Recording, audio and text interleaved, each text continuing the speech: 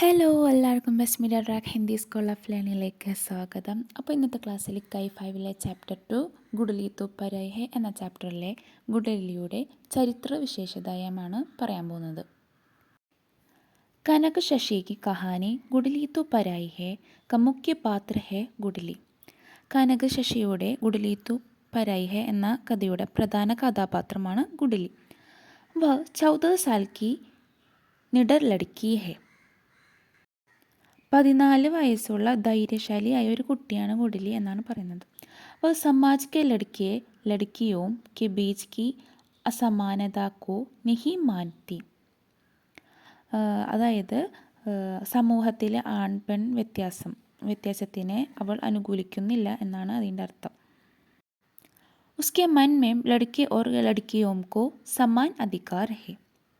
അവളുടെ അഭിപ്രായത്തിൽ രണ്ടുപേർക്കും ലടുക്കിക്കായാലും ലടുക്കക്കായാലും അതായത് ആണിനായാലും പെണ്ണിനായാലും തുല്യ ഇതാണെന്നാണ് സ്ഥാനമാണെന്നാണ് അതിൻ്റെ അർത്ഥം. दीदी की शादी के कार्ड पर अपना नाम न देखकर वह बहुत दुखी होती है और उसे क्रोध भी आता है. ചേച്ചിയുടെ ക്ഷണക്കത്തുണ്ടാവല്ലോ, അതിനകത്ത് അവളുടെ പേര് കാണാതായപ്പോൾ അവൾ വളരെ ദുഃഖവും കൂടെ ദേഷ്യവും പ്രകടിപ്പിക്കുന്നു എന്നാണ് അതിൻ്റെ അർത്ഥം.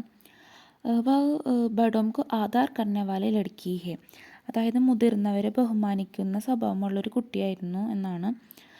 ലേക്കിൻ ജ്യാദ സതുപദേശ് ഉസേ പസന്ദ് നഹി ഹെ. പക്ഷേ കൂടുതൽ ഉപദേശം കേൾക്കുന്ന അവൾക്ക് താല്പര്യം ഇല്ലായിരുന്നു. ഗുഡലി കെ പരിവാർ വാലെ ലഡ്കിയോം കോ പരായ ധൻ മാൻതേ ഹെ. അതായത് ഗുഡലിയുടെ വീട്ടുകാർ പെൺകുട്ടികളെ അന്യരുടെ സ്വത്തായിട്ടാണ് കരുതുന്നത്. ഗുഡലി അപ്പനെ പൈതേ ഹുയെ ഘർ കോ he Apna Ghar മാൻതേ he.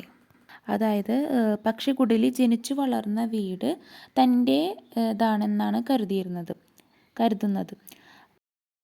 സാമാജിക് അസമാനതാവോം K വിരുദ്ധ ഗുഡലി അപ്പനെ ഡംഗ് സെ ആവാസ് ഉഡാത്തി ഹെ. അതായത് സമൂഹത്തിലുള്ള അതുല്യതാവസ്ഥയ്ക്ക്, അതായത് അൺഇക്വാലിറ്റിക്ക് എതിരായിട്ട് ഗുഡലിക്ക് പറ്റുന്ന രീതിയിൽ ശബ്ദം ഉയർത്തുന്നുണ്ട് എന്നാണ് അതിൻ്റെ അർത്ഥം.